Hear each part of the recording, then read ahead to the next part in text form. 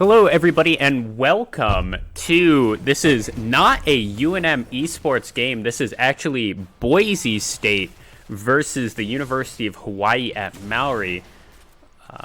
I just kind of decided that we should, why not, right? If they're playing, might as well put more content out there for everyone to watch. And here we are a little bit late into the game, not too much. Unfortunately, we're not able to watch the champion select of this game. If you want to do that, head on over to twitch.tv/Boise State. They have a running champion select of that. You can watch the VODs. You will have to subscribe. But make sure that you subscribe and support everyone in Mountain West, not just UNM. Speaking of... UNM is not playing. We are going to be playing next on Saturday versus the University of Wyoming. Win. Krusty getting a little or a lot of damage here. That's the Mantra Q going down. Looks like the return damage is not going to be there from Guillaume Zuli. And here Dean really flexing those karma muscles. Dean, of course, the best player pretty much in all of Mountain West. He was Challenger last season, did not end Challenger. I think he ended Diamond 1 or something. But his highest rank was, in fact, Challenger on the season. I'm OPAF, bruh. Up there in the top lane. eThug222 looks like he's not coming in for a gank, just wants to push out the wave a little bit, and he's going to get slightly punished. And now a very good Justice Punch in, first forcing the flash there from iLearnGame. He just wanted a little bit of poke, and he bit off a bit more than he could chew. Unfortunate there, and only level 4 means he's going to be a prime return gank target, and honestly, that wasn't even a gank. That was just a free summoner from the greed of iLearnGame. I'm OP, bro. Of course, they actually first picked this Camille here on the side of the UHM Warriors. Ivane only looking for a little bit. That's a route onto Dean, and he's going to get flag and drag and a flash there from the Karma. And that will be an easy return gank as well. Something that we do hope to see in this game is those return ganks. You don't always see them even in the highest level of play. Sometimes the junglers burn flashes and then never return. The Hecarim should be fairly easy to get the 1v1 on, or the 2v1 on the mid lane. We see a help me ping going down there for Accent 1 on Boise State. He's teleporting in, and it looks like they want to punish iLearnGame for not having to teleport himself. Justice Punch going in. The Damascene Shield going in. iLearnGame not dying there. That's a lot of damage being returned back onto eThug, and he didn't have anything to burn, but it wasn't that big of a deal. Diving pretty easily there, or not dying pretty easily there from him. Just backing off, realizing something was up.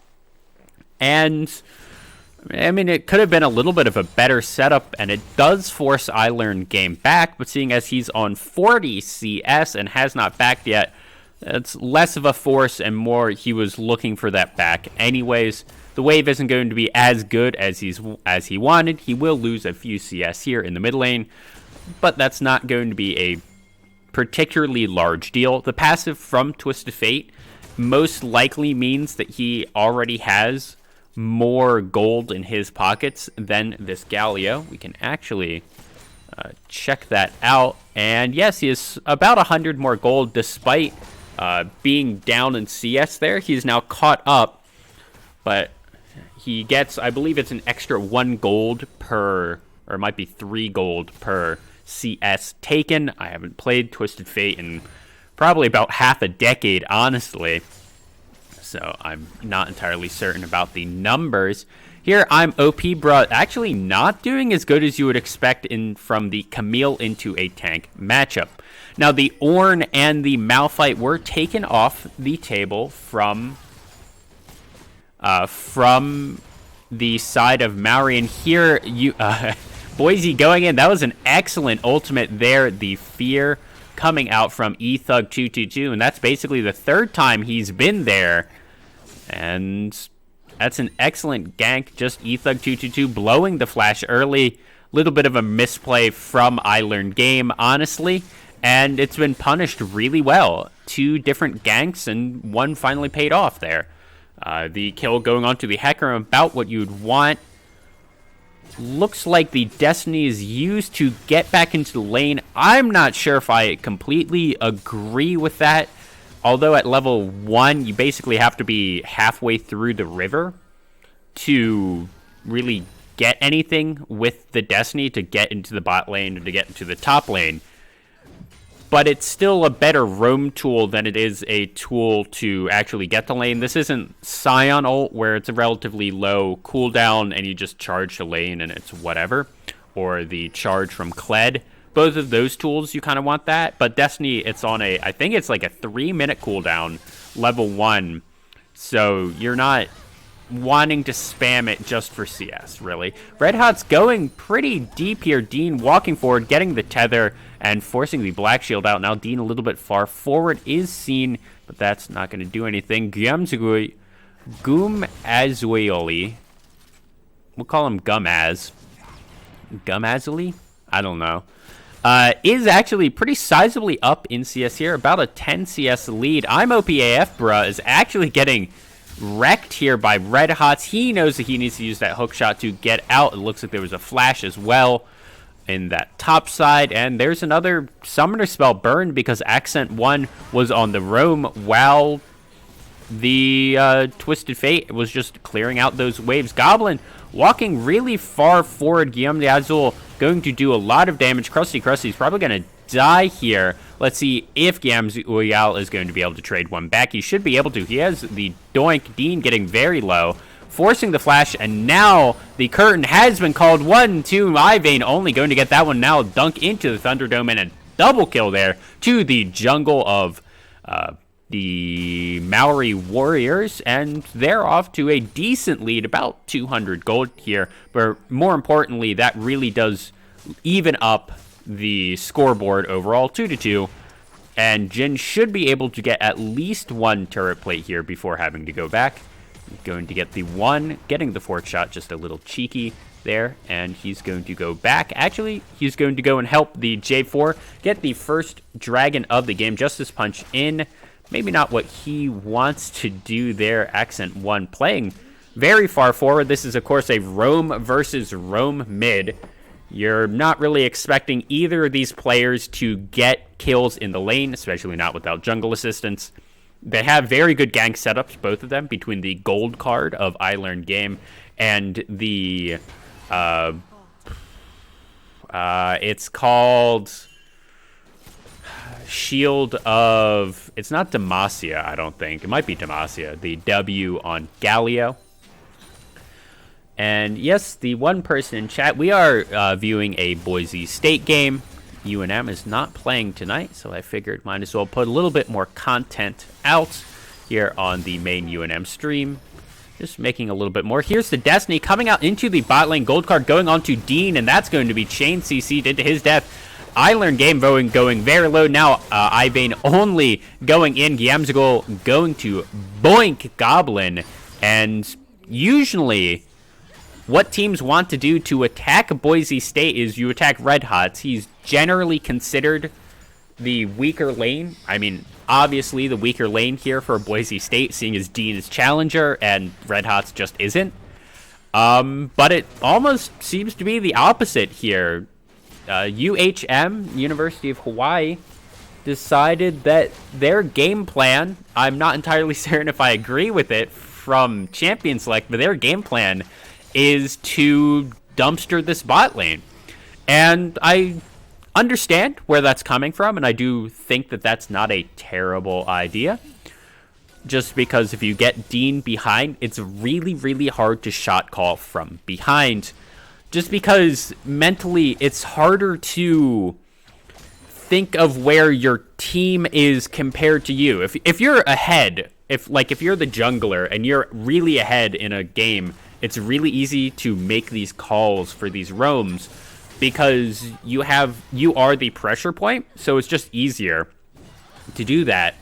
And when you're behind, it becomes a lot more difficult. I see a 3-man bot from this red team, and Krusty seeing that, a good snare there, and actually it's a 4-man bot. Surprised they didn't pull the trigger there on that dive. I think with all 4 of them there, they now see the Jarvan 4 on the top side, and this should be a dead Red Hots. There's the ultimate coming down. I'm OP, bruh, getting that kill.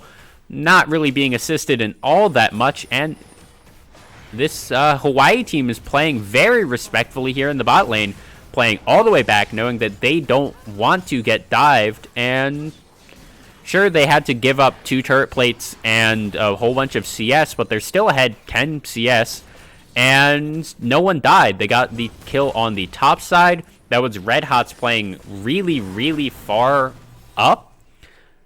Knowing where the Jarvan 4 is, honestly, he didn't back off in time. He probably could have flashed and maybe saved himself there. But that was Red Hots just playing disrespectfully, knowing his entire team was on the bot side, and Hawai'i punishing for it. That was a good macro play by them, understanding that the bot side of Boise State was being overloaded. 4-man, Justice Punch in. Wins, or Shield of Tomasi, getting a little bit of a taunt there. And Ethug 222, a really big spell immune. Now he's under the tower. Yamsicle going very low. Goblin going to trade one back. Going golden Krusty. This is TP in from Learn to Game. Ethug probably going to go down. Ivane only in the 1v1, kind of. He's going to pop the Predator. No, that's... I don't know who has the Predator. Oh, that's Accent 1 with the Predator. Ivane only has Conqueror, actually. Not Predator. You do see the Predator on Galio. That's not a completely weird thing. I would just caught off guard because usually it's a jungle, not a mid. But you also see the Predator on Annie mid and Galio just because you want the extra roams. Red Hots actually doing really well, somehow up in CS. We see the true damage coming down. I'm OP, bro. Might want to just go in. No, that was a really good headbutt there from Red Hots. Ultimate's not available for either top laners, and I'm OP, bro. Just going to clear out that pink ward. Chugging a potion. He wants to be able to exert his, muscles on Camille. She's a very strong 1v1. Ethug turning into a helicopter there. Needed to do it twice to get that red buff. A little awkward to see. Shouldn't be that big of a deal. 1,500 gold lead here. Almost 15 minutes into the game for Hawai'i. Plus, they have the first dragon of the game. Rift Herald did go down to Boise State, and that's going to be used mid. It was not used for turret plates, which is a little bit weird. I Learn Game might actually be able to stop everything about this Herald, and yeah, with I'm OP, bruh, roaming down and no jungle assistance, plus the bot lane, or the support at least, roaming up. That was just an awful Herald, frankly.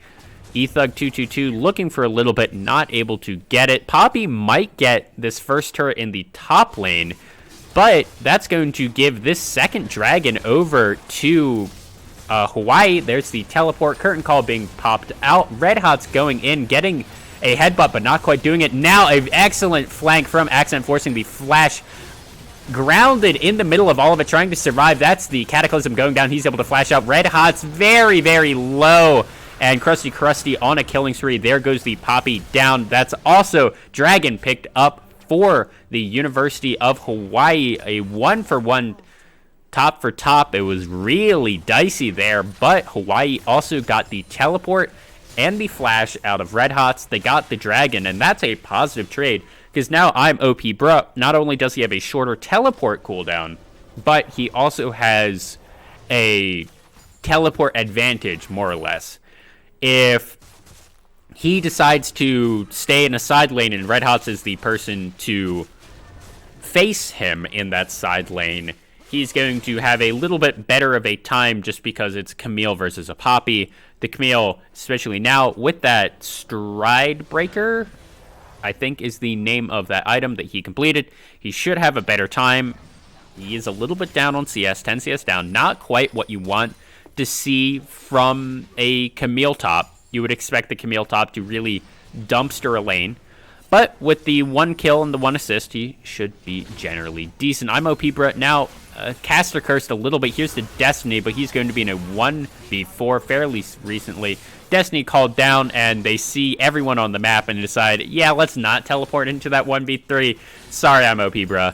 You're going to have to try and outplay that. He tried, wasn't quite able to do it. And now 8-5, a little bit more, and that's Goblin probably going to go down. He's even tanking the turret. Ivane only on a killing spree. This Jarvan huge, especially compared to Ethug 222, 3-0-4 compared to 2-0-2.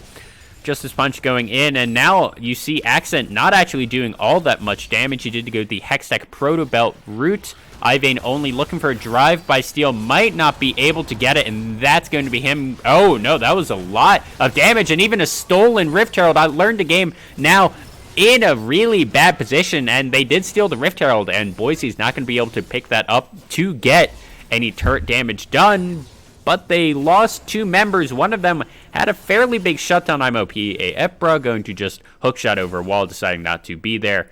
Rift Herald does despawn. I think it's 45 seconds after it was picked up, or after it was killed. If it wasn't picked up, it does despawn. And unfortunately for UHM, they're not going to be able to get that. Krusty here on ward clearing duty. He's actually up about 10 vision score. Vision score is a little bit weird to equate into what it is. It's generally, if a ward shows someone, that's 1 vision score. If you clear out a ward or a pink ward, I think that's 3 and 5 respectively. So it's generally how many wards, like how efficient your wards are and how many wards you've cleared. Of course, with those numbers, how many wards you've cleared is actually a little bit more important on vision score, just on how it's weighted. Here we see UHM is doing I'm going to say this is an interesting, oh no, Ivane only face checking into 2. He should be able to flag and drag in with Krusty there. Krusty getting jumped on. He's going to, no, going golden. Cataclysm coming down, shutdown, going onto Ivane only. Now he's going to die. No, he doesn't. That's so big. Now I'm on PAF Bro going to jump on Gnoblin. He's going to die here. We see, no, dude, just dive her. She's 2 HP. Wait for your... Okay. As soon as Precision Protocol is back up, hookshot going in, getting the kill. And that's first turret and second turret going down for UHM. 5,000 gold lead here at under 20 minutes. And UHM is absolutely massive in game 1 of this 3-game series. Now Red Hots used his ultimate, and he doesn't want to be here. Another kill in that extended trade. TF this entire time was just sitting bot lane, pushing down towers. He's probably not going to get a second one. And I'm OPAF Bros going to push down this one. Gum Azuli going to pick up another. Learn to game. That was a very good ultimate Ethug, buffering out that red buff, or that gold card, essentially. Now, Hero's entrance going in, huge 2-man taunt. Ethug 222 getting 1. Now, I'm OPAF Bro going in, huge 3-man knock up from Vayne only. He's solo. He's going to go down. Now, I'm OPAF Bro just constantly chain CC'd down, and triple kill going to the Hecarim. The shining light on this team at the moment for Boise State. If this team's going to win, it's going to be on the back of this horse. I think I already made this joke yesterday, but it's a good thing that Hecarim's a horse, because it's a lot easier to put people on his back, get a saddle. We are in the Mountain West region, known for our Cowboys, and I think the Boise State are the Broncos. So, curtain call being called. I don't think they're going to be able to get it, and that's the 3rd dragon of the game going over to the Boise State Broncos. A bloody game so far, 15-10 here at 20 minutes, a little bit over a kill and a half per minute. I'd wager, just doing some quick mental maths, 5,000 gold lead over to Hawai'i.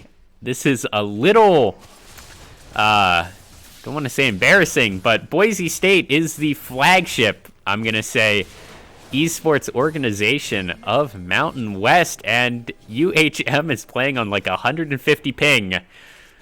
So, yeah. But this game is not over. Boise does scale fairly well with this team comp. Unfortunately, they do have a Karma who, by now, they're really only there for the their ultimate and speed ups. I learn game, doing quite a bit of damage here to Red Hots. And the casters for Boise State and a lot of the analysts over there were saying that this is a pick comp. And that's sort of true. From UHM, they can do really good picks just because of the destiny from I Learn Game. They can pick whoever they want. They can turn pretty much the entire map into a 2v1, especially once I Learn Game hits level 16. But this is really a 1-3-1 comp. I Learn Game is going to put out pressure on the bot lane here for quite a while. Now Protobo going down. That's going to be a dead Red Hots, and no, it is not, because the ultimate there. But now Destiny coming down. Red Hots, you're going to die, buddy. Flashing, and I Learn Game still going to get that kill, and that's not good here for Boise State. They did burn the Destiny from the Twisted Fate, but he's going to be able to get even more just stuff here on the bot lane. Ivane only coming over, and they're going to start clearing out the jungle of Boise State. Ethug going in does not get the fear, but does get the knockback on I'm OPAF, bro. That sweep was not in the correct direction. I'm OPAF, bro. Probably going to die here, and he does. Ethug 222 becoming a helicopter right at the end there and picks that one up. But while that's happening, on the other side of the map, because Boise State overloaded the top side of the map, UHM, knowing this, and UHM even knew, or everyone knew, that UHM was on the bot side of the map, because I think J4 showed on Vision there while he was clearing it out, they got a turret. So, yes, the top laner of Hawaii did die, but this is still, the macro play from Hawaii is just so much better than Boise's at the moment. It's honestly a little bit sad to watch, because I'm OPAF, right? They had a really bad lane, if we're being honest. They were down in CS as Camille into a tank. Yes, that was Poppy, and Camille into the Poppy is one of Camille's worst matchups. But it's still, like, this team is not getting outplayed. They're just, like, Boise is getting out-macroed really hard here. Krusty going in, did use the ult, and immediately having to walk out now. A good snare onto Ethug222, and Krusty's getting burned down. Red Hots trying to look for more. Now another Ethug222 going down. Gamzel, that's a two-man I'm helping from Vayne only. I don't think Red Hot shot anyone out. He's going to go down here. Not sure who's going to get it. I Learn Game, probably red or yellow card, and the only one left here for Boise is an Accent 1 who was not in that fight at all.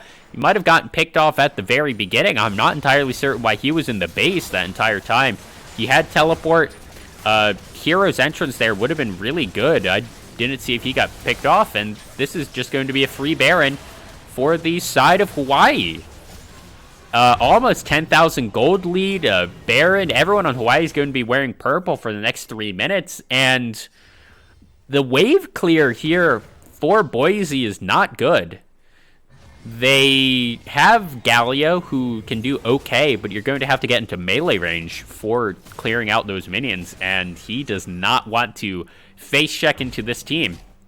And with the Baron, the 1-3-1 of UHM is now just going to be even stronger, with I Learn Game going to be able to, push out those waves, and the waves are just doing so much more. He can already 1v1 Red Hots.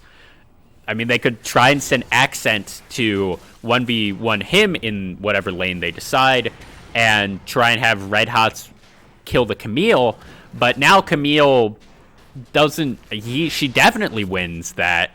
Blue team, it did get the dragon. Oh, no, Accent 1. Okay, he's fine. And it actually looks like, just based on resets and everything, Boise might be able to get a turret off of this dragon. They're four-manning the top side, it looks like. But while that's happening, Hawaii's running it down to mid and bottom. They probably won't get a turret here, but they're going to get a decent amount of damage just with these Baron up minions. And they're going to get their waves in order. We see pings going on into the top lane. The weird thing about right now is the macro was cleaner before the Baron here from UHM, which is a bit weird. Gam Gazul getting dived on. He's flashing out. Now I learned game very low on mana. Should have the blue card ready fairly soon, but he needs to use the yellow card just for a little bit of peel. Curtain has been called. Goblin taking the first one. I learned game getting stunned under everything. Yamgazul going to die here. Shutdown. That's huge. Now Krusty going to get one. Dean going down, and this is a very messy fight. Ethug 222 on the backside. Hero's entrance from just like a screen away. Accent 1 going to go down right after that happens, and Ethug 222, the only one left. He's very low, and hopefully Hawai'i just pushes down waves, and it looks like that's what I'm OPAFBRA and Ivane only are going to be doing, while Morgana tries to find this horse in their bot lane jungle. He should be able to do it. Nope, decides not to face check into it. Ethug 222 going to finish that, but not before this mid lane inhib is going to fall. Goblin is available, and it's only going to be the turret that falls, and that's really all that needed to happen with the Baron. Ethug 222 very strong here on the Hecarim. It was a good thing that he got out for the Boise State team. 8-3-2. As I've said before, the only hope here for Boise State. The Baron there from UHM was mediocre, I'd say. It was a trade of one turret for one turret. Of course, it was an outer top turret for the mid inhib turret. So one is just strategically worth significantly more than the other. Not a big deal. I learned game running down Goblin, deciding not to do it, but he was going quite quick. Not sure what that was entirely from, but vision being established in the Hawai'i bot lane jungle. Krusty going to get dove on here, does so with the black shield on themselves, using the ultimate. He does not have anything to go golden, and that's going to be Gnoblin going down. Ivane only throwing down the Thunderdome, and Ethug 222 shouldn't be able to get out of this, going unstoppable, and that was actually a insane amount of jukes and just misdirection using the onslaught of shadows to get out there, but that's still Gnoblin going down. He is a Ganatan elf, and he is Ganata Gnome.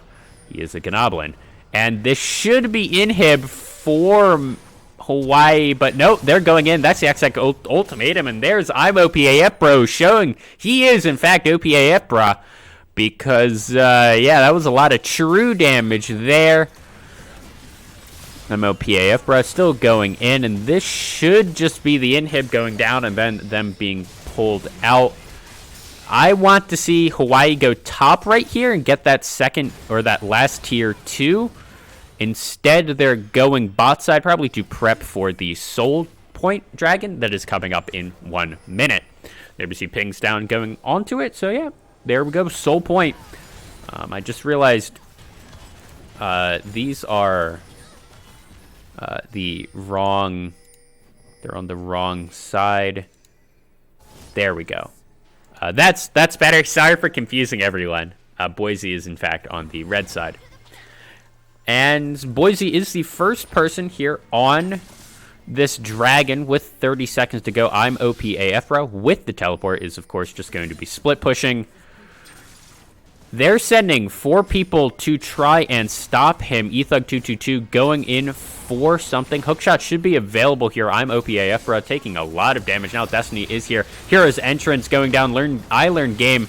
Probably not wanting to be here. Demacian Shield getting a lot. Now that's a big party pony going in. Getting the mid laner. Krusty kill Goblin. I think just 1v1 on the backside. Ivane only now in the middle of 3. That's a flash forward from Accent, and he's going to probably just die here to the 4th shot of Jin. Now, Red Hot's getting knocked up. Ivane only has survived for so long, but he's going to die here, just trying to get out now. Guillaume Gazul and Krusty going to try and save this team fight, and they do. They now kill 1. Let's see if they want a little bit more. They want it, and they're deciding not for it as Boise backs off. That was a chaotic fight, and overall Boise actually win it. 3 for 2, I think. I don't know if Dean. I don't think Dean died there at the end. No. And that not only was that a team fight win for Boise because they got an extra kill out of it overall, but they also just bought themselves more time into this game. Unfortunately for them, they did have to reset, clear out the wards and their base. So this is Soul Point going over to Hawai'i. The unfortunate thing is it's Clown Soul. It while Cloud Soul is in fact still good, it's definitely not the it's not the best out of all of them, is how I would say. It's no Ocean Soul. If this was an Ocean Soul, it would be absolutely terrifying. Now, Ivane only accidentally in the middle of 3. He's going to get stunned against the wall. Teleports coming in from Boise. Now the curtain has been called. Ivane only just going to get out. Ethug222 now on the outside of that curtain call. Accent 1 getting snared up for a long time. Grounded coming out for Ivane only. He's going to bring down the Thunderdome, but only getting 1 onto Red Hots. Now, Guillaume Gazul on the next one to die. Actually, no, Ethug222, Gnoblin going to be able to pick up 1. I'm OPAF, bruh, getting a double kill. Probably going to get another one onto Dean here. And I Learn Game really just needs to keep Accent busy, while I'm OPAF, bruh, should be able to just win the game, I think. I Learn Game. The Accent 1 is, in fact, an Alco gamer, and that's not going to save him. Dean was able to get out, and now UHM might not be able to win off of this. They should be at least able, come on, get that top tier 2. Looks like 2 people are doing the Baron. I'm OPAF, bruh, just being kind of annoying in this lane. That's quite a bit of damage. Now, hookshot going in. Dean taking a lot of damage, getting snared up. And that, yeah, I mean, they're going to be okay. And that's second Baron Asher going over to UHM. Hopefully they're able to get a little bit more out of it than they did in Game 1. Game 1, and Baron 1. Baron 1 was, they got an inhib, which is fine. This one, they should win the game. They're 1,200 gold up. They have Soul, they have Baron. Their Jin is on 4 items and a stopwatch. Ivane only is basically full build. They would need a 6th item, but they're using it for a pink ward. Now Krusty a little bit far forward, but he'll be fine. And it looks like instead of anything fancy, UHM is just going to send 4-man mid, have the Camille split push top. Fortunately, the inhib has respawned for Boise State. So I'm OPAF, bruh, going to get this tower, finally. 7 towers to 2.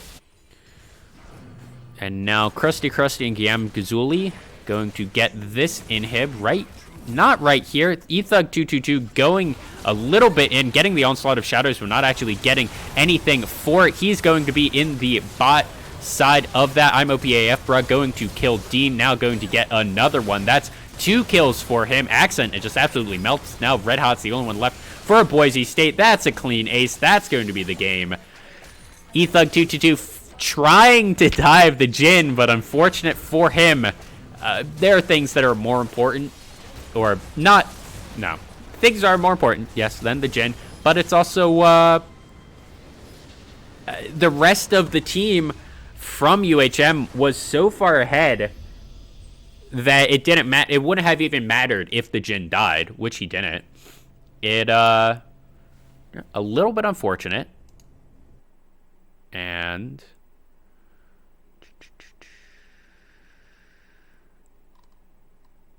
Looking for Red Hots. He is not in game right now, so we will go into the Be Right Back screen until I see that he is in game again.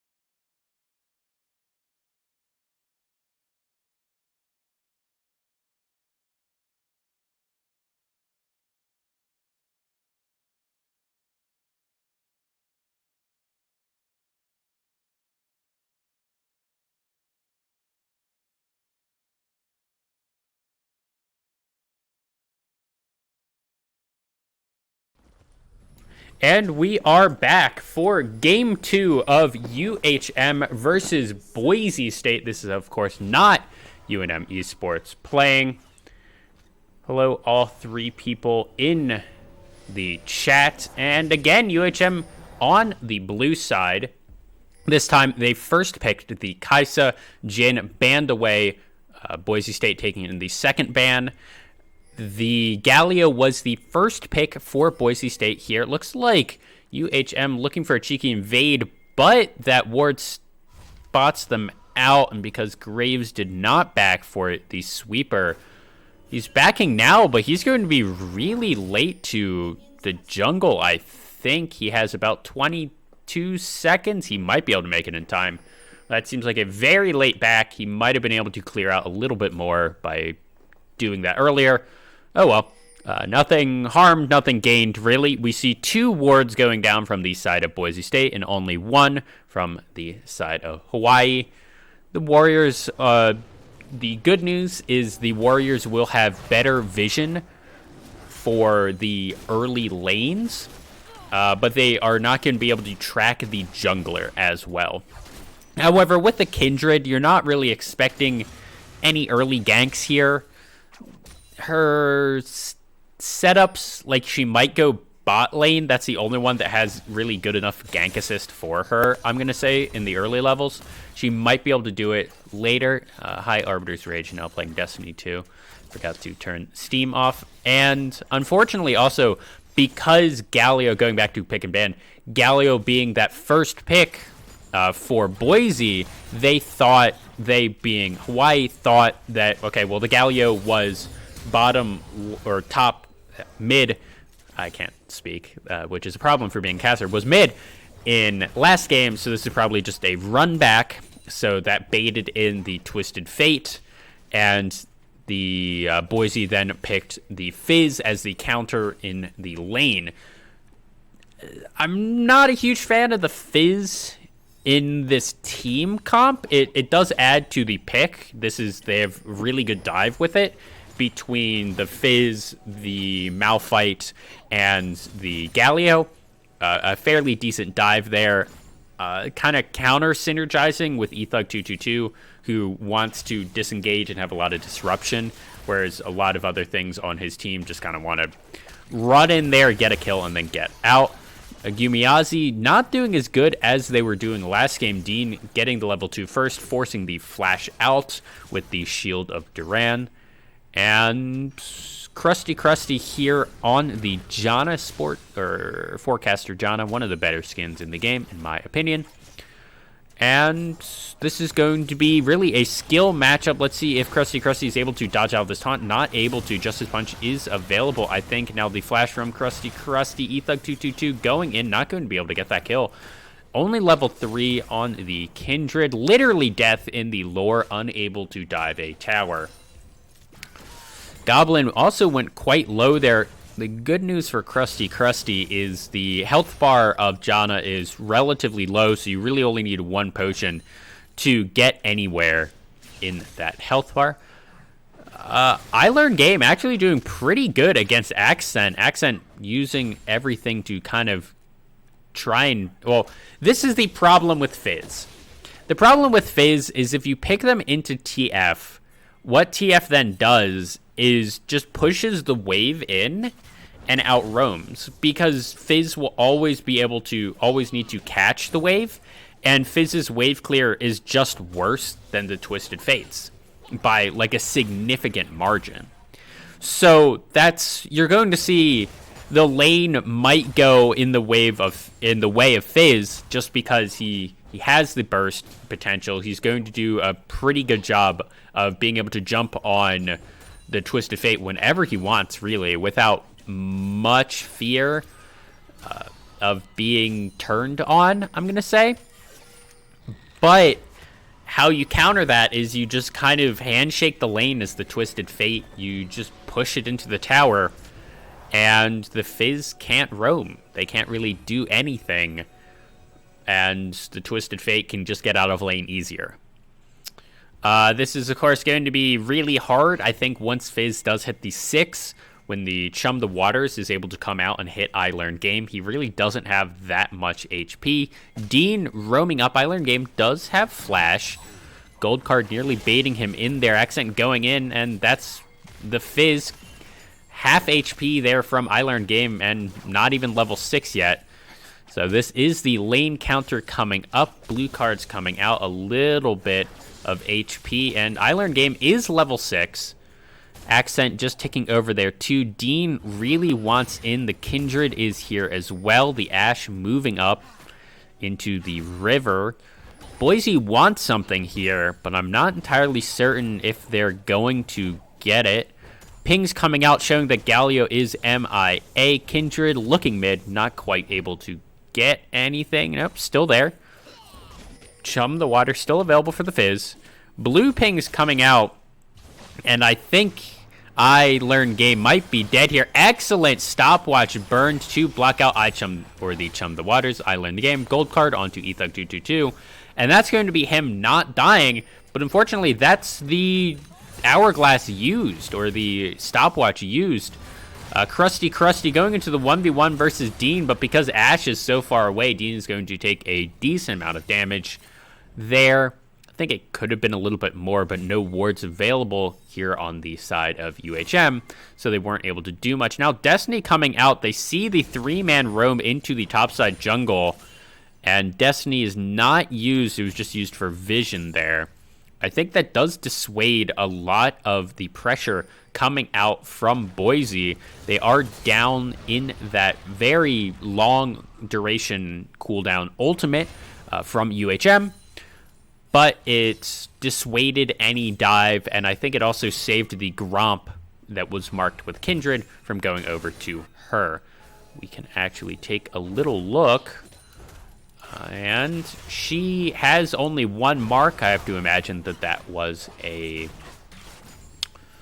Scuttle Crab in one of the rivers, usually the thing that you can pick up, and that was not her getting anything there in the top end. I'm OPA AF bruh going in, getting a big gnar into the wall, and Red Hot's not having a lot of fun in this matchup. Usually, rock solid is rock solid in these lanes, but against the Gnar, it's apparently a rough matchup. And that's not super surprising. Gnar is a rough matchup for a lot of AD top laners. Or rough matchup, yeah. I would have thought it would be better just because of the seismic shards here from the Malphite are going to be able to poke the Gnar down.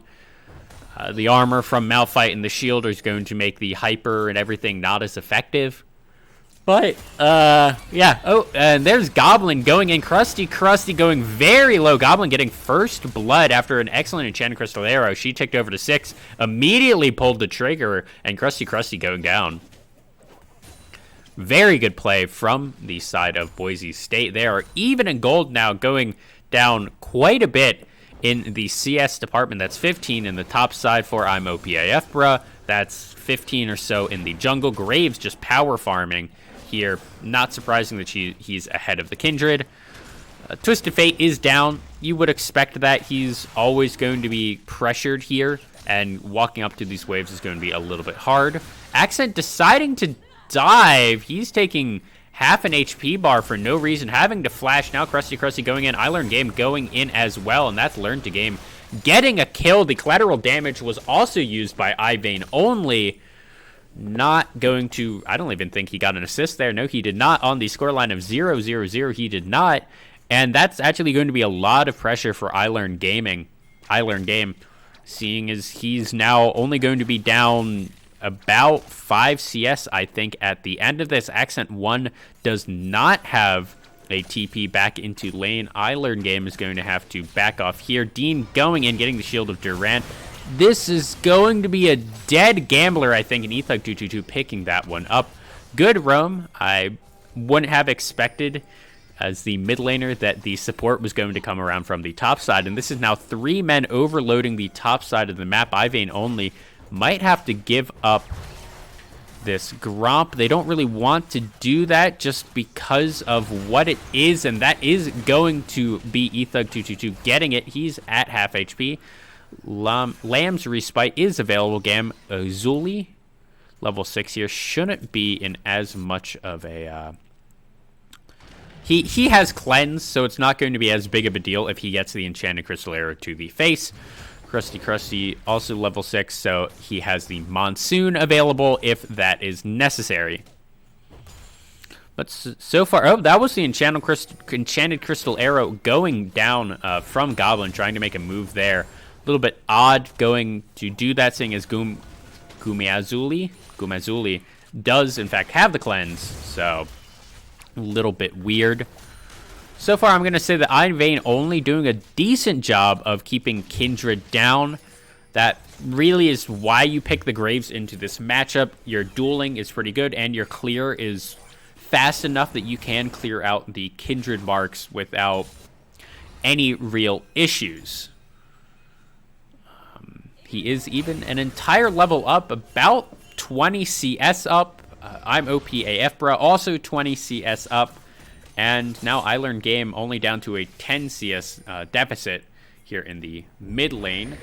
Blue team summoning the Rift Herald. That must have gone down at some point. Ivan only going in the Shield of Duran, able to get one. And this is just going to be a bunch of turret plate gold going into the pockets of UHM. I Learn Game doing fairly decently in this lane, honestly, all things considered. Only having died once. eThug222 is around in the bot lane.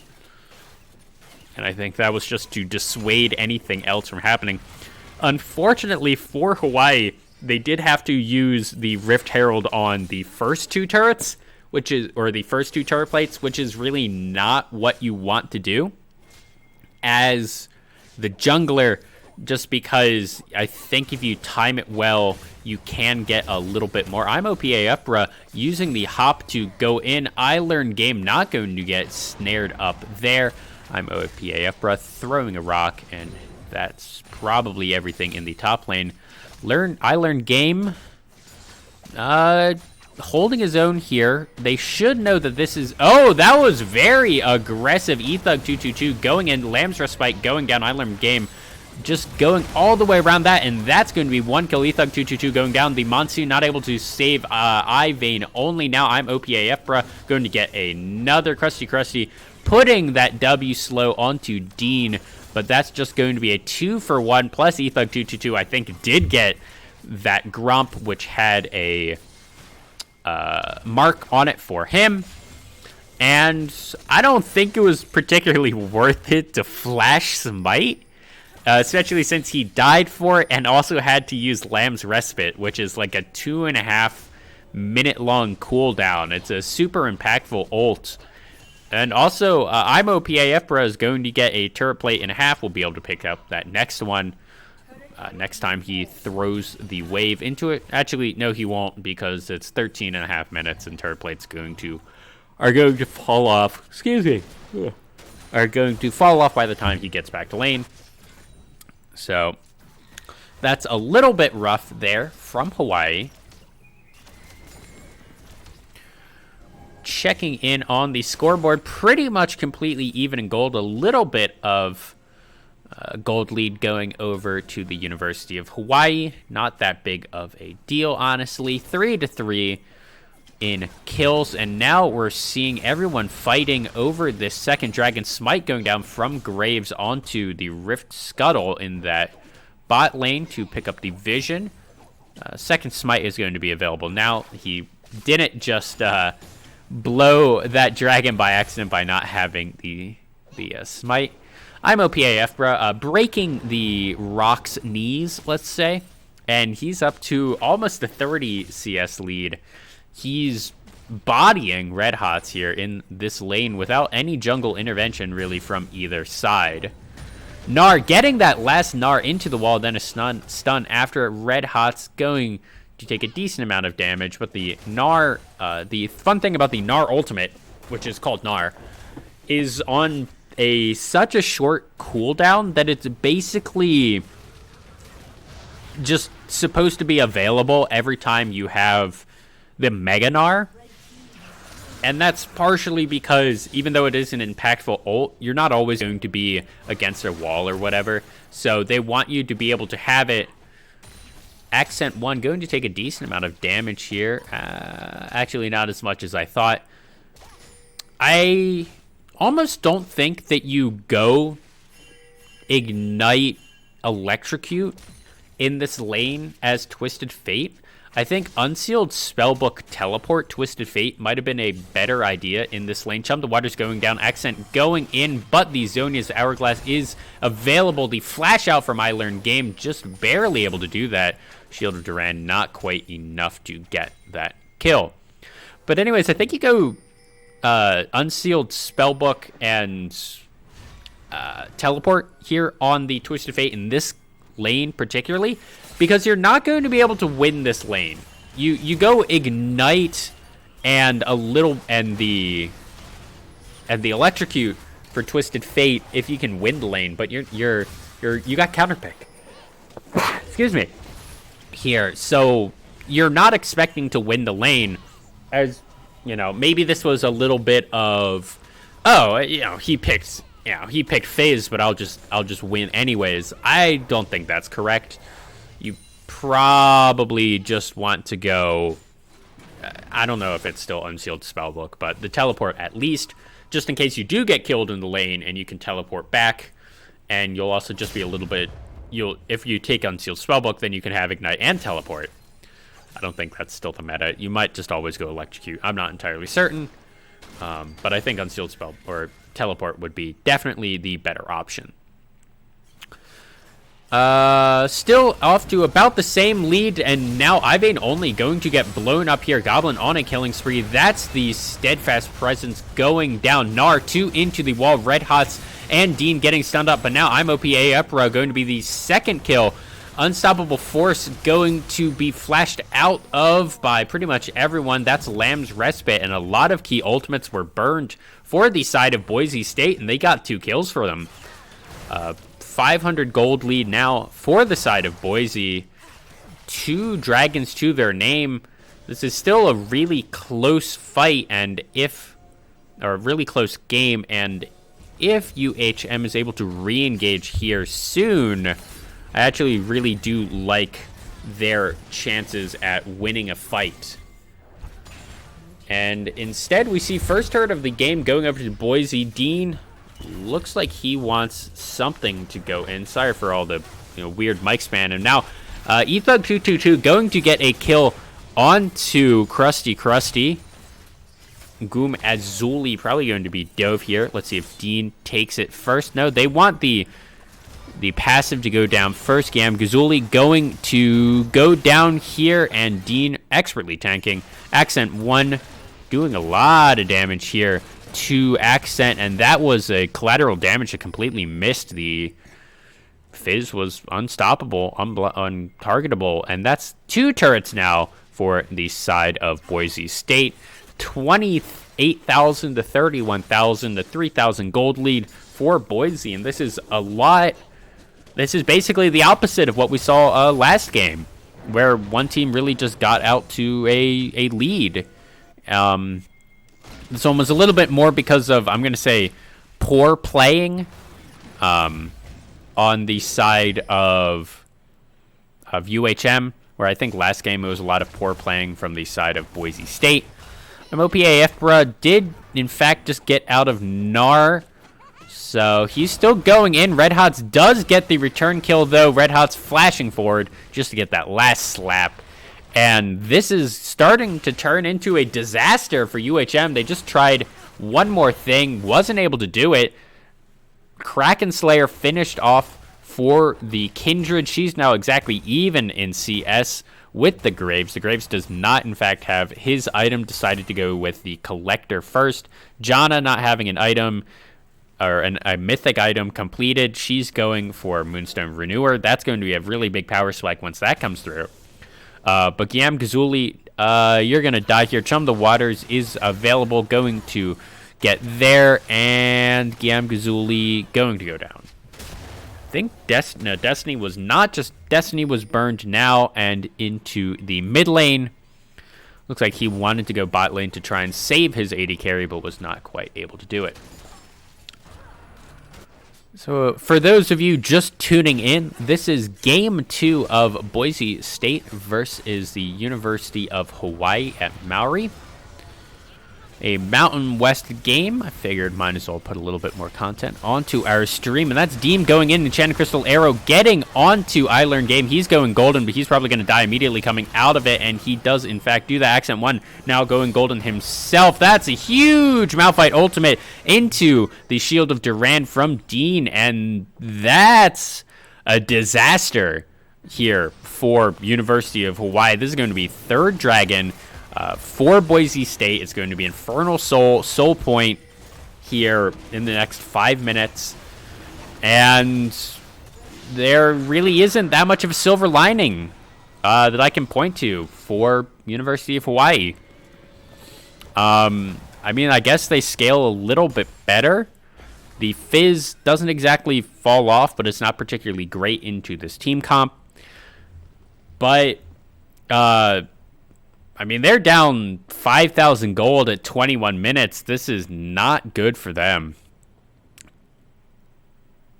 Hextech Protobelt may have just been finished here for the Twisted Fate. Not entirely certain. And we do have to give a little bit of credit where credit is due. This was a bit of a draft diff here. Not in so much of team comps, but it really was the... Game 1 was thrown so that the Galio was expected to go mid. The Galio was first picked on the side of Boise. Oh, no, Krusty, you're face checking into a Kindred. You're going to go down here. Ethug able to pick up that one. Vayne only not able to do it. He's going to go down too. I think now the Lamb's Respite, I think that actually only just saved Vayne only a big gnar into the wall, but that's a double kill for the Fizz, who roamed first. Ethug222 does go down there. So the Baron is averted, but that's a 3-for-1 overall. I think it was a shutdown onto the Kindred, but this is just not going from really bad to even worse for the side of Hawaii. This looks like a completely different team from game 1 on honestly both sides. Destiny has been called down. Accent is getting flanked, waiting for the untargetable to go down before anything happens. Now Accent getting dove onto Gam Gazuli, looking for this one Monsoon, and that's 3 ultimates, but the huge shutdown going onto Kaisa. And finally she's on the board 1 and 2. And I mean, that's the start of the clawback into the game. Pings onto the Baron. I think that would be a little bit aggressive here. No, they're going for it. It is aggressive, and I actually do like it. They need a bold call, and this is what they decide to do. Ethug222 does not have Lamb's Respite. Unfortunately for the Hawaii team, they don't really have a tank, so this is going to be quite hard to safely do this. Baron Accent 1 does not have anything. Red Hot's going in. I Learn Game going golden. Ivane only very, very low. I'm OPAF dying on the other side, but now Red Hot's also dying. Dean now Justice Punch in. Shield Durand getting 2, and that might just be Baron for Boise State. The only person left alive is Krusty after that disaster of a team fight. I don't fault them for trying to start the Baron. They needed something to get back into the game. If they got it right there, they would have gotten back into the game. But yeah, I'm gonna say this is a bit of a GG right here. 3-4 turrets pretty soon. 2-0, 7 kills to 20. The Infernal Soul is going down in a minute and 40 seconds, and I have to imagine that Boise State will be able to pick it up. That'll be right in the middle of their Baron. They should be able to prep these waves, push them all in, get at least that tier 2 down in the bot side, push both mid and bot in, and then just pull back, get that dragon, and that'll be another probably 5,000 gold lead on top of their already 5,000 gold lead. Except right now it's actually more of a 9,000 gold lead, so it'll probably be, I'm going to say, an insurmountable lead. 2 chickens still available. Gamgazuli going to pick that one up. Red Hots, the top laner here for Boise State, on a champion that I think he might actually be really good on, in that one of the criticisms for this team is that Red Hots is usually exposed here in the top lane, but he put him on Malphite. And not only is Malphite just really strong in the meta right now, but you don't need to win the lane as Malphite. You just you have a point and click ult every like 90 seconds, every minute, I want to say, and you just assassinate the enemy AD carry. Doesn't matter if you go down in lane, doesn't, you know, the champion will carry you because it's a little bonkers right now, not gonna lie. He's building only armor, and he's going to be able to do almost all of the HP bar of Gamgazuli if Gamgazuli does not flash out. Now, I'm OPAF, bruh, getting kind of a flank here, but he's still in Mininar, so it's not much. Destiny used to cut everyone off. There's the unstoppable force, and that's Ethug getting on a killing spree. The Graves is down with the dragon spawning a double kill here for the side of Boise State. And I think this is going to be Soul and probably the game right here. Accent 1 looking for a little bit more. Krusty going to dodge out of that Enchanted Crystal Arrow. But Red Hot's just going to flash onto I Learned Game, who did not dodge out of that Enchanted Crystal Arrow. And this is a little bit tragic here from the side of Hawai'i.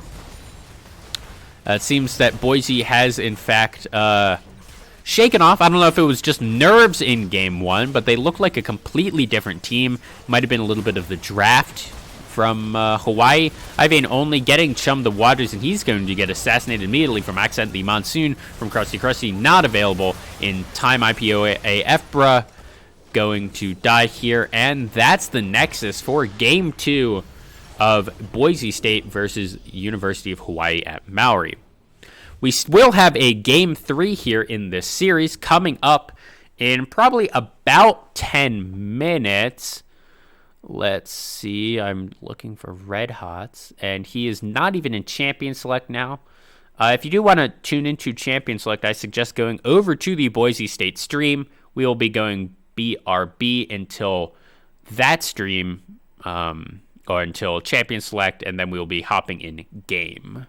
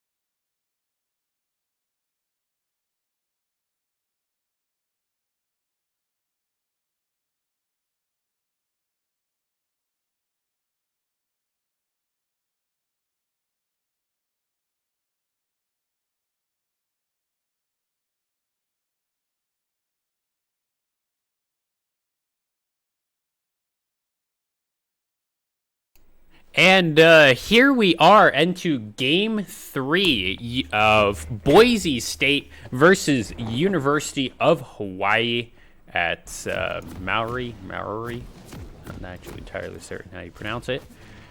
And they did switch sides for the first time in this series.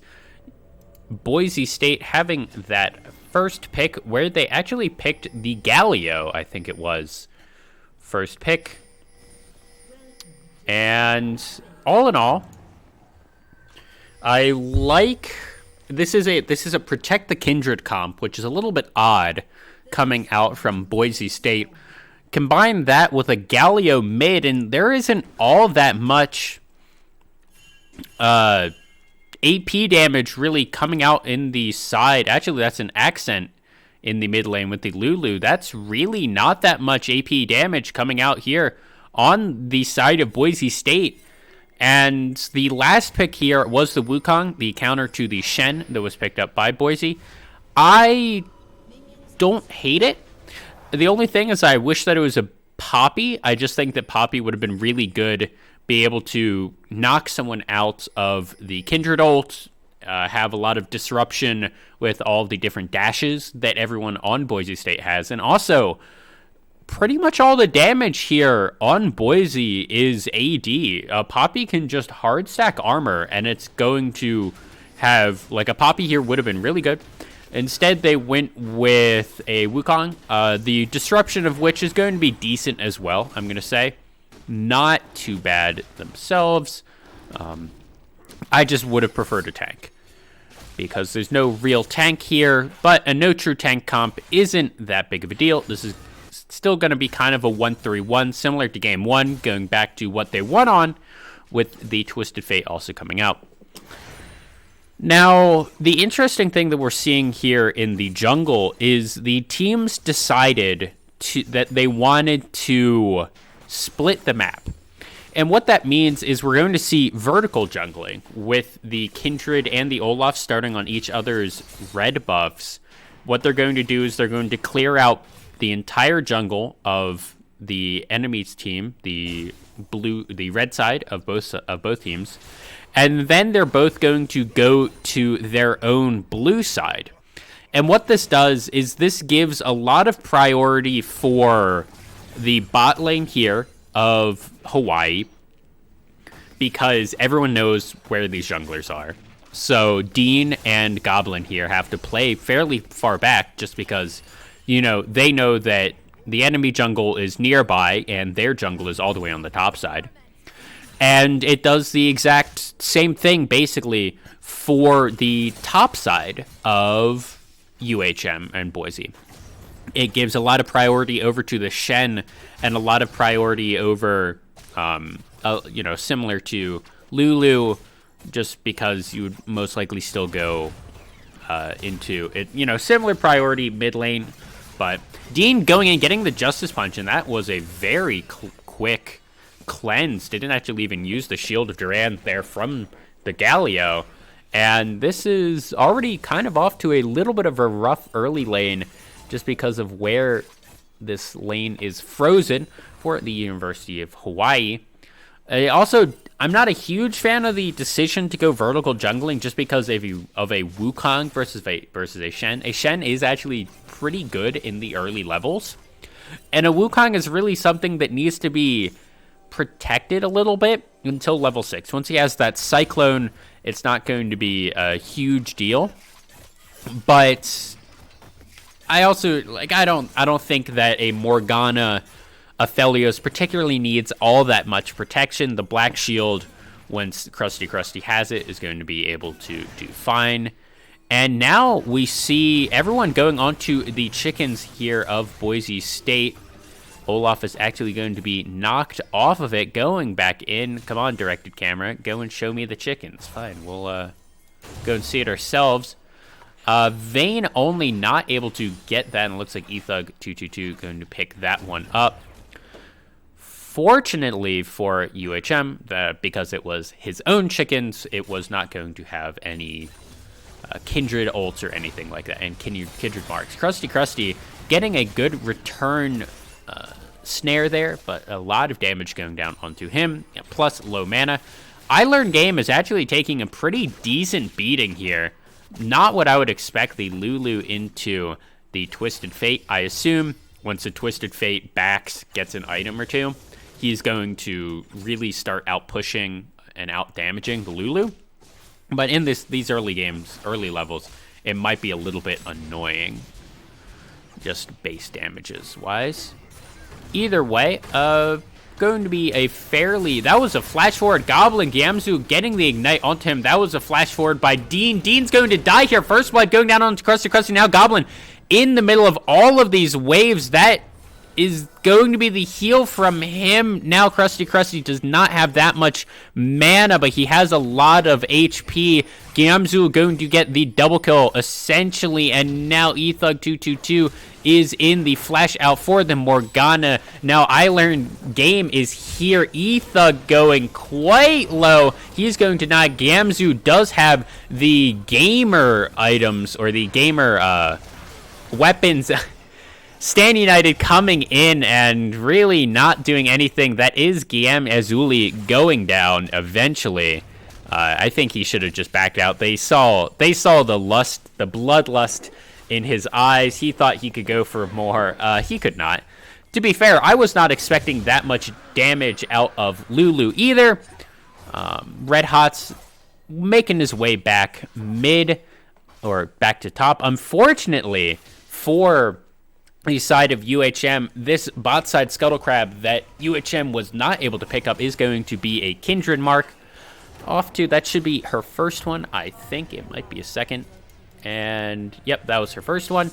Not the biggest deal in the world to give that one over. She was most likely going to get it no matter what. And the Stand United was actually a little bit bad for Red Hots. He didn't get anything off of it. He got an assist, which is, it's fine, but really when you're looking to use that, you're looking for a kill or multiple assists. Instead, he had to use his teleport to get back to lane after wanting to walk up, spending a lot of time, and that really evens up the CS score that was going pretty tragically for the side of Red Hots. I'm OPAF bro was really falling behind there. Now Accent 0-1-1 to the 0-0-1 of I Learn Game, or sorry, 1-0-0 to the 0-0-1. A little bit ahead here.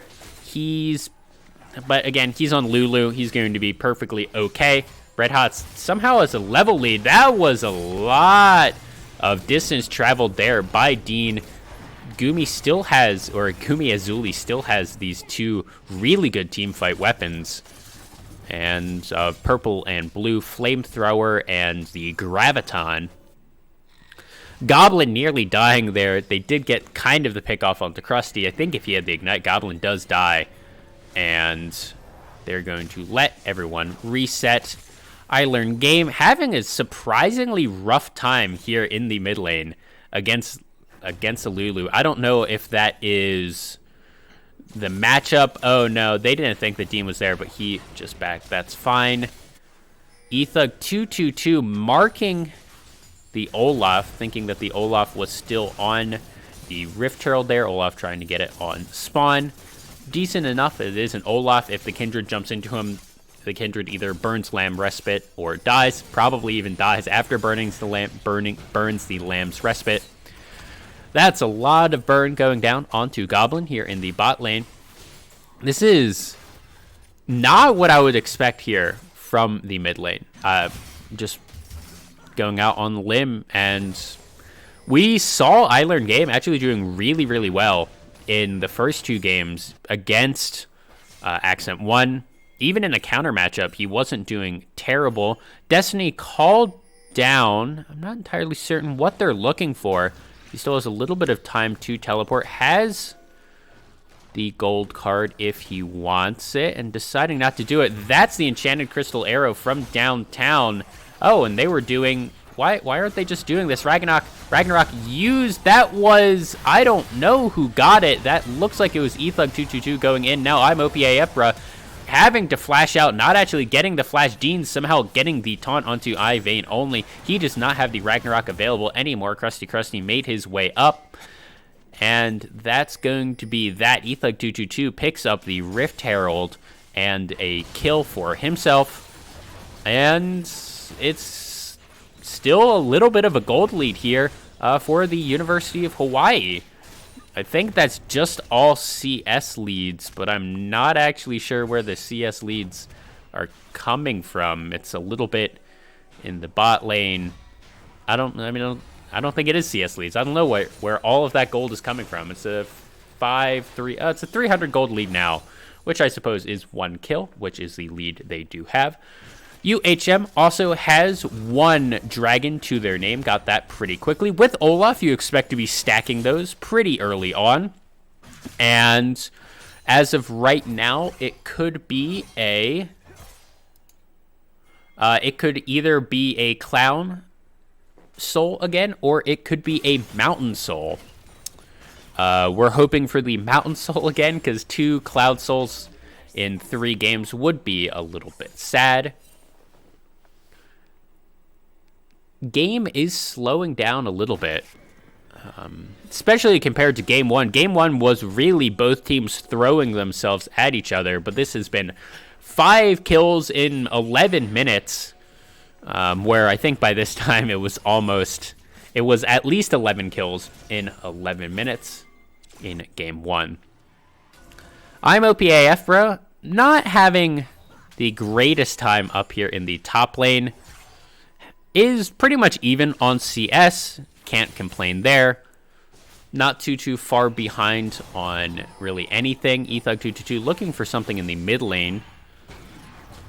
That is a binding onto Dean as Krusty moves over to try and support his mid laner as well. Goblin a little low on mana. We'll have to worry about that if something is going to happen. The second dragon of the game is available.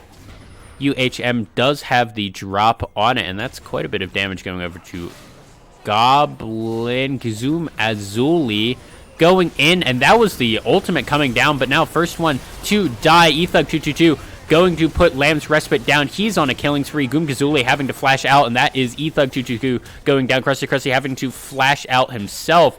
A 1 for 2 overall, but luckily in the top lane for Hawaii, they're able to get one. Now Dean solo killed the AD carry for the enemy team, and that's going to be a tied Drake score, 1-1 for each side.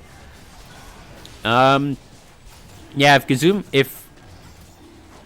Krusty walked up a little bit too much, tried getting a cheeky return kill, was not able to do it. Goom Azuli also trying to get a sneaky return kill or something, wasn't able to do it himself. His ultimate was not the best in that fight, I would not say. Otherwise, overall, that was a fairly even fight with the top lane. It looks like Red Hot's tried to teleport down, but I'm OPAF, bruh. Used his ultimate to stop that. His teleport's also on a slightly low cooldown. He must, maybe he tried to use it to go down, and Red Hot's used it to, or used his taunt to try and stop it, and then that overextended him. We've seen that a couple of times. Shen's overextend to stop a teleport and then die for it. I don't know if it was worth it or not. Stand United, he could have also used that. Yeah, Red Hot's actually doing pretty well here in this top lane. Not something that you normally see. Red Hot's usually the weak point of this team. He's been on the team, I want to say, for 3 or 4 years. And usually how you approach the Boise State matchup in Mountain West is to attack the top lane, as you don't really want to attack the bot lane with Dean there. And so far, that has not seemed to have worked out in this game for I'm OPAF, bro. 6-5 in kills here at 14.5 minutes. Pretty much, gold lead is pretty much even. About 500 going over to the side of Boise State. Drakes are evened up, and it is Dean getting snared up. Now eThug222 getting the stand united, but that was canceled. Cyclone going down. Red Hots and I'm OPAF, bruh, going into the 1v1. Red Hot's probably going to die here. Yes, that one more whack, and now the stand united coming in. Ragnarok used to get out, and now this Lulu's going to go down. Enchanted Crystal Arrow from downtown. Aphelios next to be auto-attacked, but he should be okay. eThug222 jumping forward, but that's just going to be a little bit of turret damage, I think. Aphelios now going into the bot lane to pick up a little bit. Krusty having a really good game and really good accuracy on these Qs from Morgana, the Morgana bindings. We see blue pings coming down onto Gumi Azuli. Looks like the dive might come out. Lamb's Respite is here. Gumi Azuli needs to leave right now, otherwise he's going to 100% die. Dean does not have flash, so this is just going to be the turret going down for Boise State. And this will be first turret of the game. I expect it will be fairly soon responded to by either the bot turret themselves from UHM, or it's going to be the top one, as the Wukong, now out to a 2-1-0 lead, has almost a shutdown. Seems to be fluctuating a little bit. He's right on the edge of having a 150 gold shutdown. So we'll have to be tracking that a little bit more. Olaf not actually having the greatest game so far. 20 CS down. He was doing really good in the earlier game. I don't know if that's a conjunction with the Lulu just being kind of everywhere on this map, really taking over in the mid lane. 3, 1, and 4 has already the OP combo of Moonstone Renewer and Staff of Flowing Water. Thankfully is being nerfed on this next patch, but it's still an OP item combination. That's really why this Lulu is going so well. I am a little bit worried for Boise State in the later stages of the game having enough damage. I know the eThug222 will be able to carry pretty hard on the Kindred. Enchanted Crystal Arrow going down. Dean getting the Duran Shield, or Shield of Duran. And that's all she wrote from that Morgana. Caught out just backing in vision. Didn't think it was there, and that's going to be a dead support for the next 20 or so seconds. What that should lead to is getting priority on this third dragon of the game for Boise State. We already see them doing it. Dean walked right past a ward to put one of their own, getting the vision plant, and now will be getting that ward down themselves. Does not look like he has anything there to be able to clear out the ward that UHM has, kind of right where Dean was standing, so they know that no one is on this dragon right now. This is, of course, the first mountain dragon. Destiny called down just to get vision, I think, and now Goblin is the chosen one to die. Gumi Azuli gets that one, did not have to use ult. Destiny was committed, and that's going to be a Rift Herald down in the mid lane. 2 turrets down. Justice Punch going in on I'm OPAF, bruh. I learned game. Probably gonna die here. eThug using the Lamb's Respite, but now Gumi Azuli trying to get something. He's going to go down. The Olaf in the middle of 3. He gets one onto everyone. Red Hot's in the middle of it. He's going to die to I'm OPAF, bruh. That's a double kill for the monkey in the top lane. And a 3 for 2 overall. Dean's looking to steal this dragon. I don't think it's going to happen. And that second dragon going over to the side of University of Hawai'i. Unfortunately for them, they did lose a turret and a half here. The Aphelios going to go and clear that one up. That was a very messy fight at the beginning of it. Justice Punch in, really separating the team, but a good kite back from the University of Hawai'i was able to pull it out for them. Goblin on the support of AD carry is another thing that I don't particularly like about this team comp. Then it looks like Dean is going full support Galio. He isn't building any AP items. The Lulu isn't building any AP items. The Ashe is kind of behind. She doesn't have a full item yet, and it's almost 20 minutes. Her farm has been It's fine, but she's 0-2-3. The Galio almost being the carry in this lane. I don't know if I like the item build from him. I almost would have rathered something more aggressive, especially after getting those first few kills. The defensive itemization might not be great here. We did see that Ethug222 was able to survive for a really long time in that fight, but I'm slightly worried about if he just kind of gets 100-0'd. Now, there isn't a huge amount of CC on this team comp, but there's I'm OPAF, bruh, which does have the double Cyclone with the gold card to pretty much point-and-click CCs. You can really 100-0 anyone, and if that's Ethug222 who goes down in these team fights first, Boise's team fight after that is pretty mediocre. They can keep Goblin alive for a long time, or really anyone alive, but their initial damage in this, or their extended damage, is not great after Ethug222 goes down. So 21 minutes here. Ethug jumping over the wall. Krusty getting jumped on. He's going to go down, but now everything is used to try and save it. Vayne only getting run down. The Ragnarok was popped. Now the Cyclone was used. I'm OPAF, bruh, having to flash out. Vayne only barely going to get sniped by that Enchanted Crystal Arrow. It does not do all that much damage, but it was enough to do it there.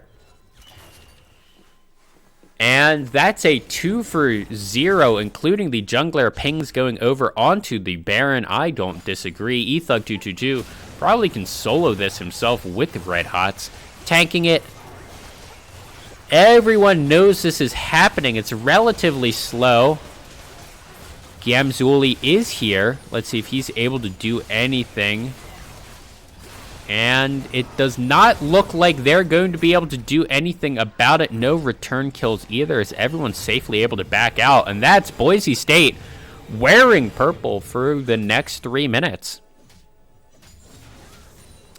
Just one really good team fight from them. A 2-for-0, not even particularly large win. But they killed Vayne only, who has not been having the greatest game here on the Olaf. Olaf an S-tier pick in the meta. Generally considered really, really strong, but the Kindred Ethug222 has really just been running over this game. And unconventional, protect the AD carry comp, I'm going to say, but Ethug222 is a Masters player, so I would expect that he'd be able to carry a game or two. Vayne only was stunned up by the Enchanted Crystal Arrow from downtown. The Ragnarok used, but it was almost too late. He needed to almost instantly do that to be able to get away from Ethug222, who is, let's check in on him, and he has only 4 stacks, which is not particularly a lot. Accent 1 doing quite a bit of damage, or not damage, quite a bit of healing here. I'm OPAF, bruh, going to go in, gets the Cyclone, now Lamb's Respite going down. Now, a lot going down. I'm OPAF, bruh, does have the second part of Cyclone. Is going to use a Goblin, going to go down to him. I'm OPAF, getting put into the bounce house, taunted up, and Polymorph. That's a shutdown for him. The only one left on the side of University of Hawaii is Vayne only. I didn't even see everyone else die, really. Must have been on the top side of the fight. And this has gone from what was a really, really close game only like 2 minutes ago, might just be the end of the game. Boise State wants it. Krusty going in with the ultimate. That's the first Nexus turret going down. I learned game up in 10, Gamzuli up in 4, and Boise State deciding to back out with their 5,000 gold lead here at 24 minutes. They should still have about 1 minute of Baron Nashor left. We see teleports in the bot lane. Dean and everyone looking a little cheeky here, looking for something. And I learned game slowed up. He's going to be fine. Third dragon of the game available here. Fourth dragon of the game available for whoever wants it. Destiny used down. Krusty, and everyone looks like they're trying to catch out a lot in transit. I'm OPAF, bro. Just barely got Cyclone up. And Enchanted Crystal Arrow going onto Gamgazuli. That's actually huge. Him flashing out. Now Dean on the front line. Red Hots in the middle of it. That was the Dragon going over to Boise State. Somehow Goblin on the wrong side of the map. He's going to go down to I'm OPAF, bruh. Accent 1 next. Might go down now. Etha going into everything. Gamgazuli not able to get anything. Krusty going to go down. I'm OPAF, bruh. Now the only one on this side of the map. A little bit of a catch out. Dean flashing forward, getting the good taunt, getting a Justice Punch. I'm OPAF, bruh. Trying to get something, but that's the Stand United. That's the heroic entrance, and that's going to be at least this Alder turret. Let's see if Boise State wants any more. It looks like going back, recalling, and spending all of their money is going to be the call here.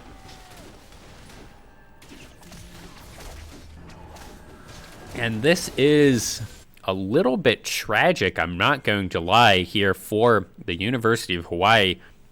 A really convincing Game 1. Game 2 got a little bit away from them, and then Game 3 they kept it really, really close until it wasn't. Frankly, it was a 2-for-1, and if that 2-for-1 was pretty much any other 2-for-1, like if it was just a bot lane here from the University of Hawaii, I think it would have been okay. But it was the jungler. That means there's no smite to contest the Baron. Dean going in, not finding anything. Ivane only pretty much almost face checking into him. And that's another turret going down.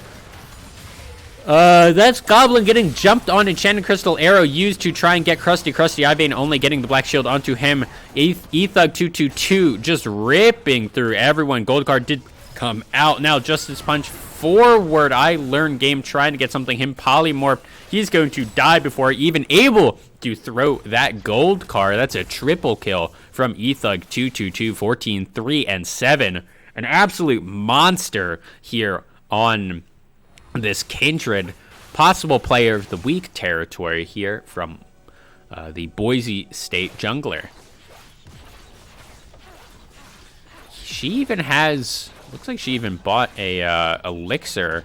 I don't remember what the blue one is bought. I know the Elixir of Iron is the tanky one. Elixir of Wrath is the red one. And the blue one does extra damage to turrets. I'm OPAF, bruh. Trying to save this turret. Think he was able to, but the top one's going down. Now that's 2 inhibs down. Krusty going to die here. No, I'm OPAF, bruh. No, he is going to die here. Ethug 222 kiting so far back. Dean in the middle of it. That's going to be the Aphelios wishing for the moon. That's a little bit rough, buddy. Your girlfriend did turn into the moon. I learned game getting run down by Wolf. Lamb able to get that quadra kill. And now Boise State might be looking. And we get, this may have been, sometimes the League client crashes when there's an FF, and this might have been the disrespect from Hawaii. So, but that is the game from Boise State versus Hawaii Esports. Thank you all for watching. Tune in on Saturday, the 30th, and we will be playing UNM Esports versus Wyoming. Uwu Wyowin versus, or Owo Wyowin versus Uwu UNM. See you there. It'll be a blast.